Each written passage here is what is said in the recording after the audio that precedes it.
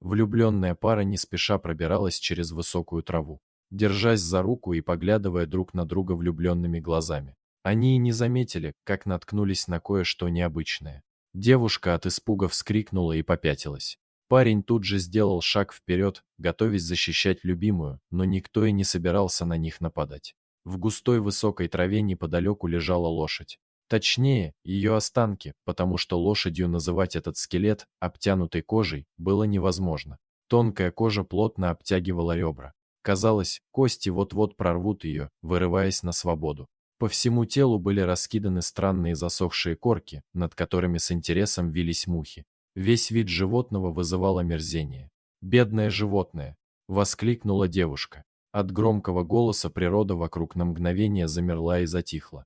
Подвижное до этого тело лошади зашевелилось. Вместе с ним зашевелились волосы на головах влюбленных. Через секунду берег огласил дружный крик ужаса. Люди кинулись прочь от ужасающей находки. Они остановились уже на грунтовой дороге, пытаясь отдышаться. Естественно, никто за ними не гнался. Зато теперь можно было затолкать панику поглубже и подумать головой. «Оно живое», — пораженно прошептала девушка. «Оно живое, а выглядит как мертвое», — выразил свое мнение парень. «Но двигается. Нужно посмотреть еще раз. Может, оно двигалось не само, а кто-то доедал его изнутри». Девушка передернула плечами. Она послала своего рыцаря на подвиги, а сама осталась ждать результата осмотра. На дороге. Видеть поедание зверя не хотелось. Впрочем, парень довольно быстро удостоверился, что кроме лошади в округе никого нет, и она определенно не была мертвой. Когда человек подошел вплотную, лошадка немного повернула голову и едва слышно фыркнула. Лошади явно было тяжело двигаться, но костлявые бока все еще едва заметно вздымались.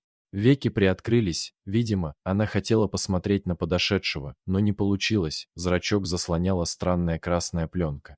Нижняя губа странно свисала, не закрывала полностью рот. Ноги и хвост не шевелились, лишь иногда трепетали уши. Но это можно было принять за игру ветра. Лошадь выглядела полностью истощенной. Она цеплялась за жизнь изо всех сил, но безнадежно проигрывала. Парень огляделся по сторонам. Он не мог понять, как лошадь попала сюда. Трава вокруг не была примята, как будто животное всегда лежало здесь. Человек отошел, снова задумался и вернулся к девушке, рассказав о своих наблюдениях. «Да неважно, как она сюда попала», — отмахнулась собеседница. «Что с ней делать? Теперь она выглядит просто ужасно. Может откинуть копыта в любую секунду. А я даже не знаю, кто у нас может разбираться в лошадях». Парень вдруг вспомнил, что в соседнем селе держат пару коней. Туда приезжают из окрестностей, чтобы покататься верхом.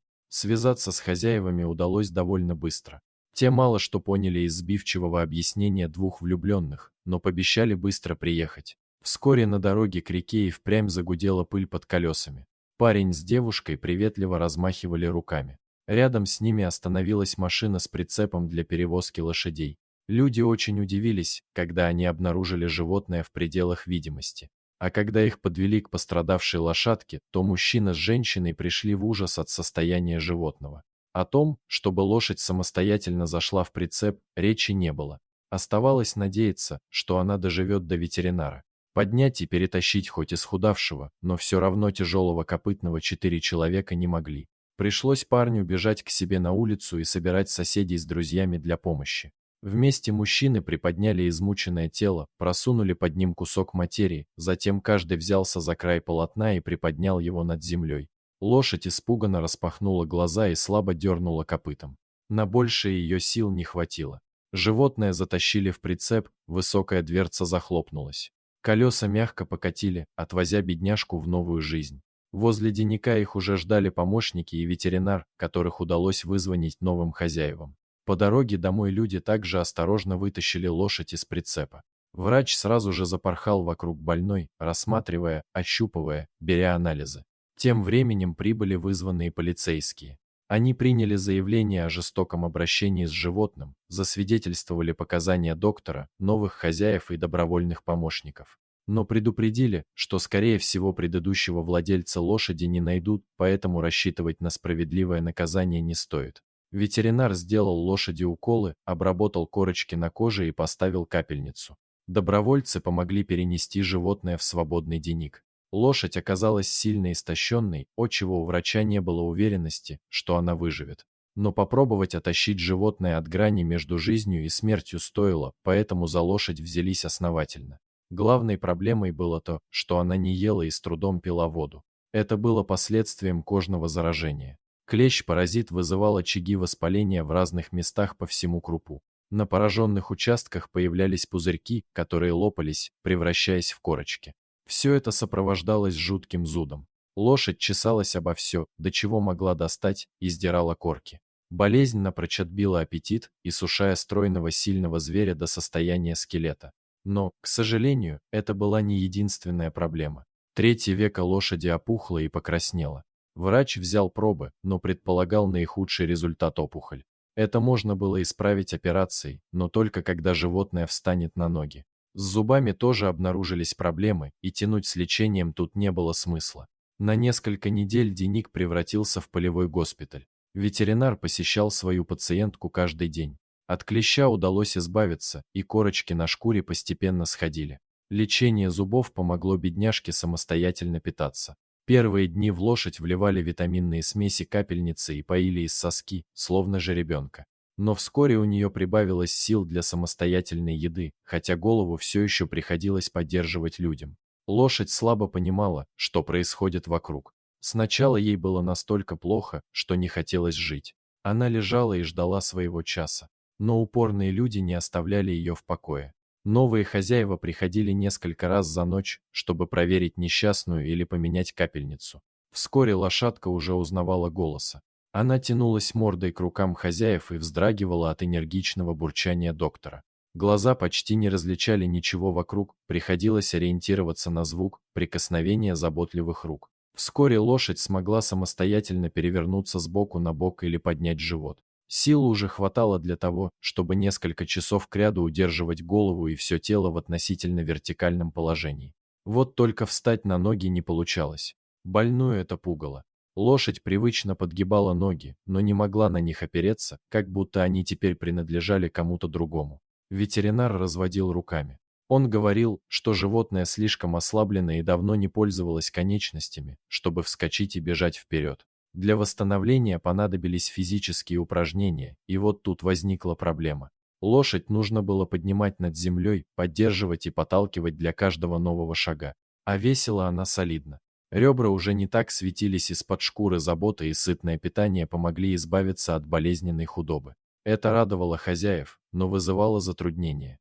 Для того, чтобы поднять животное, нужно было не меньше 8 человек. Хозяева придумали конструкцию из покрывала и ремней, которая удерживала лошадь вертикально в денике. Но для прогулок на улице все равно нужны были сильные руки. К счастью, многие соседи и друзья прониклись историей бедняжки и приходили по вечерам на помощь. Сначала ноги лошади ставили вручную, но регулярные тренировки давали результат. Через несколько дней животное с трудом начало двигать конечностями самостоятельно. Получалось откровенно плохо, но это уже был ощутимый результат. Лошадь уставала, как и люди, но никто из них не был готов сдаться. Месяцы тренировок дали свой результат, животное смогло самостоятельно стоять, а потом медленно передвигаться. Никто не торопил бедняжку. Хозяин выводил ее на несколько шагов и оставлял отдыхать в денике. Но лошадь и сама устала от своего вынужденного затворничества. Она с удовольствием втягивала носом пряные запахи трав на улице и мечтала бежать рысью по лугам. Вскоре ветеринар объявил, что животное достаточно окрепло для операции на глазах. Для зверя это оказалось не слишком страшно, так как опухоль все равно закрывала большую часть глаза, не давая никакого обзора. Лошадь снова погрузили в прицеп и долго везли в клинику, где могли сделать операцию. Врач удалил пораженные ткани. После операции у лошади сильно болели глаза, но она не могла перестать смотреть по сторонам. Предметы, которые оставались в памяти смутными очертаниями, теперь стали четкими. Животное впервые увидело своих новых хозяев, деник и загон, по которому ходило во время тренировки. К обычным процедурам и упражнениям прибавились капли для глаз. Лошадь безропотно все терпела. Она вела себя тихо, внимательно слушала людей, как будто понимая каждое слово. Животное оказалось очень спокойным и умным. Хозяева не могли нарадоваться новому члену семьи. Вскоре лошадь окрепла настолько, что ее начали выпускать с двумя другими обитателями конюшни в просторный загон. Новенькая довольно быстро нашла общий язык со старожилами. Она умудрялась усмирять пыл молодого жеребца и степенно поедать свежескошенную траву с его матерью. Спустя долгие месяцы после прибытия в новый дом лошадь ничем не напоминала тот обтянутый кожей скелет, который должен был с минуты на минуту испустить дух. На покатых боках блестела шерсть, а о пережитом напоминали не до конца заросшие участки на крупе и медленные, осторожные движения. Хозяин не торопился с объездкой, но вскоре лошадь сама била копытом и фыркала при виде седла. Она с тоской провожала своих соседей, когда те катали на спине взрослых и детей. В один из солнечных дней мужчина вывел новенькую на улицу и принялся надевать сбрую. Лошадь радостно заржала. Вес хозяина оказался для животного тяжеловатым, но жаловаться никто не спешил. Они выехали со двора и сделали маленький круг по полю. В этот момент лошадь почувствовала себя самой счастливой на свете. Несмотря на всю боль и безысходность, которую она пережила, теперь рядом были любящие люди. Лошадь точно знала, что теперь ее не бросят, что бы ни случилось.